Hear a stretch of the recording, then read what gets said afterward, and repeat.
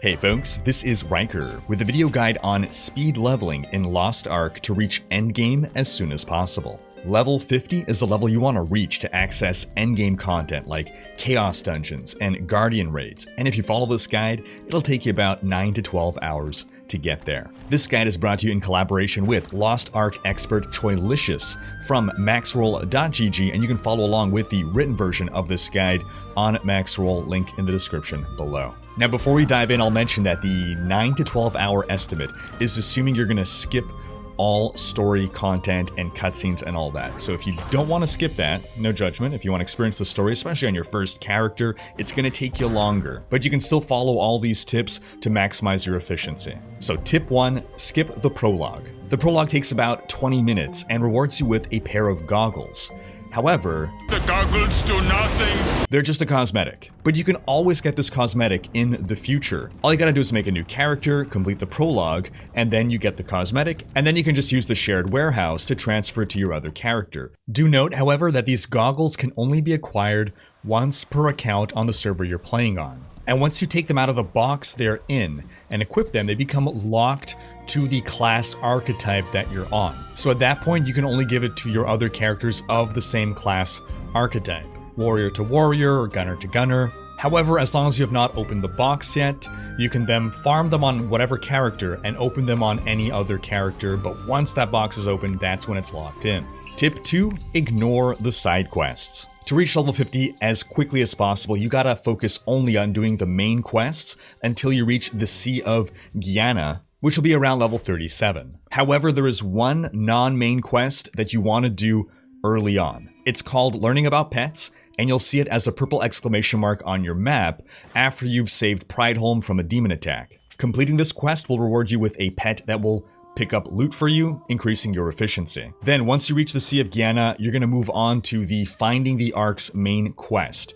You're going to have that pop up, but you don't need to do that. At this point, you're going to move on to following world quests. Save the Finding the Arks for the future. Then as you continue to progress through the different zones following those world quests, you're going to want to ensure that you don't leave Arcthorin and sail for North Vern until you are at least level 49 with precisely 545,874 XP. Now, odds are you don't have to worry about this, and this won't even be a problem. You will likely reach level 50 while still in Arcthorin. But we're bringing it up just in case. Level 49 with 545,874 XP is the minimum that you need. It's going to put you in a position where when you complete the North Vern quest line, that's going to give you exactly the amount of XP needed to ding to 50. If you are just 1 XP below that, you will not reach 50. If this happens to be the case, and again, it most likely won't, just do normal quests in Arcthorin until you reach this benchmark. Tip 3.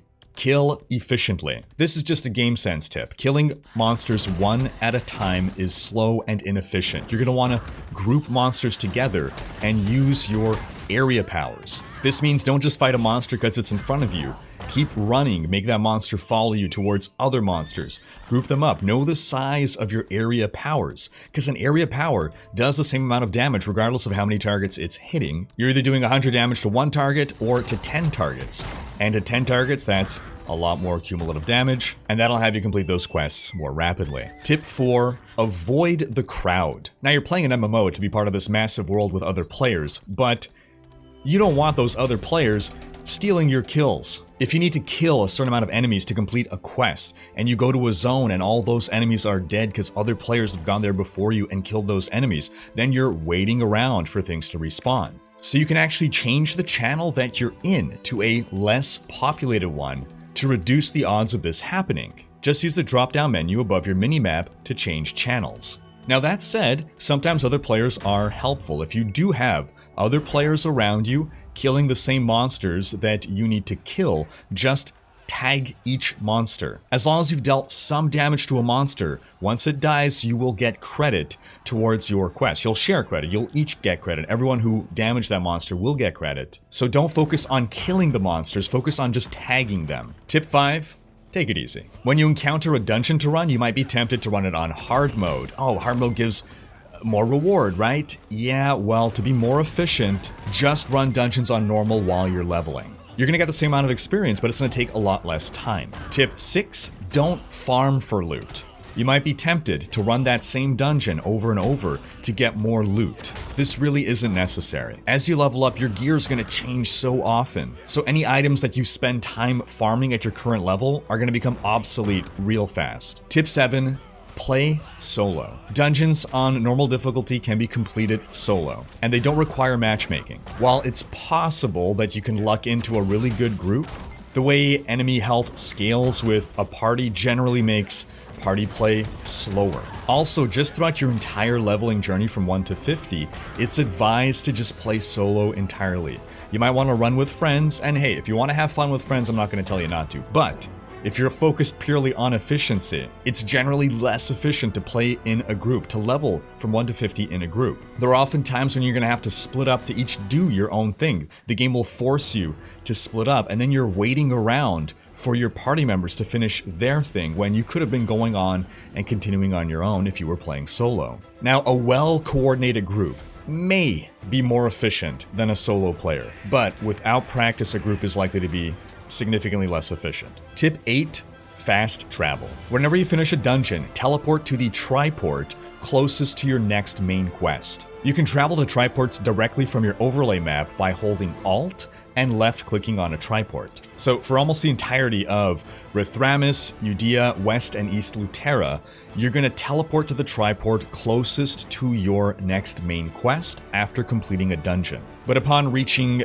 Toioiz, teleporting to a triport from within a dungeon is no longer an option. So starting at this point onward, you're going to use your Song of Escape after completing a dungeon if the main quest continues outside of it. Then, of course, when you need to travel a long distance and you have no fast travel options, always use your mount. In fact, just always be using your mount regardless. Then when you eventually get a ship and travel by sea, pick up barrels because these are going to refresh your ship's spacebar boost power. Now, it's not worth going out of your way to grab these barrels, but if you happen to see them along your way, do go and grab them. Also worth noting that you can teleport directly to the port from anywhere inside of a continent by opening your world map and pressing ready to sail in the bottom left. Tip 9.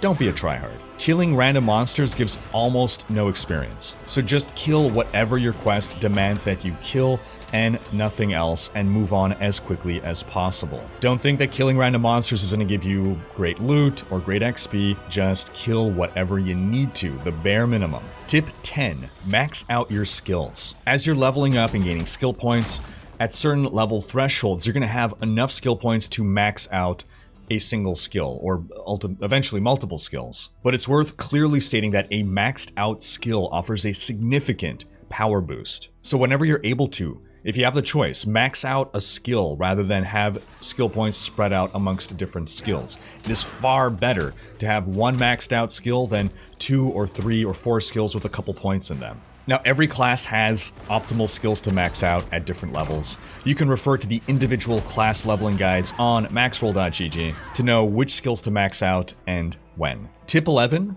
Accessorize. Starting at level 18, you can equip accessories. These provide a big damage buff. Don't ignore them. Equip accessories as soon as possible. And the best accessories to equip are the ones that give crit and specialization. Those are the stats to look for. Tip 12. Combat consumables. Well, don't combat them. Use them in combat. Don't hoard. While you're leveling, you're going to receive combat items. Again, don't hoard them. Whenever you come upon difficult opponents, like the final boss of a dungeon, use these consumables. We're talking about items like flame grenade, flash grenade, clay grenade, electric grenade, and frost grenade. These will help shorten the duration of these big, difficult, long fights. Now, that said, don't just use your consumables willy-nilly, only use them when appropriate. Don't just trash them. Again, that's going to be generally against bosses, or if you get really big groups of enemies that can really be slammed down by a nice grenade, save them for these special occasions. Also, before you obtain your first mount, use swiftness robes to make long-distance traveling go faster. Now, we need to specify there's one consumable that you never ever want to use while leveling, and those are HP potions. These HP potions are the ones that don't restore a flat amount of your health, but rather a percentage of your health, and these are immensely valuable for the end game, so you want to hoard those for the end game. These are invaluable in raids. So while you're leveling, you're instead going to use apprentice healing potions. These heal you by a fixed amount and they're easily obtainable, whereas HP potions are going to be a lot harder to come by. Tip 13, get a life. Or actually, don't. You're eventually going to unlock life skills, things like logging and mining. Now, while life skills are an integral part of the endgame, you can ignore them while leveling. You might argue, well, I'll need to level them anyway at some point. Sure, but if you get to 50 first, you'll be able to level them more efficiently later. And lastly, tip 14, break it down. Don't fuss over all that old equipment that you've stopped using. Just dismantle it to free up inventory space, and then sell that scrap to NPCs, because the sell value will be the same whether it is scrap or whether it is in equipment form. And that's it. Once you hit level 50, you're then going to want to follow a guide on what to do post level 50. As always, you can refer to maxroll.gg, and I hope to have more Lost Ark guide videos for you folks as well. Thanks for watching. Special thanks to my Twitch, Patreon, and YouTube supporters for making these videos possible. If you like what you see on this channel and want to support the creation of more content, you can consider pledging on YouTube or Patreon and unlocking behind-the-scenes content, monthly virtual hangouts, and more. If you enjoyed this video, please share it, check out these other videos, and subscribe to join Rhykker's Raiders for more Lost Ark content.